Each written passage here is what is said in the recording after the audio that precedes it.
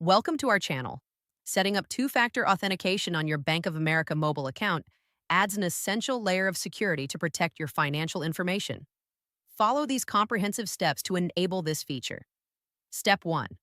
Open the Bank of America mobile app on your smartphone and log in with your existing credentials. Step 2. Tap on the menu icon, typically 3 horizontal lines in the top left corner. Step 3. Navigate to Profile and Settings or Security Center from the menu options.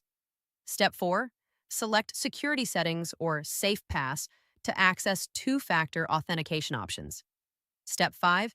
Choose Setup Two-Factor Authentication or Enable Safe Pass to begin the setup process.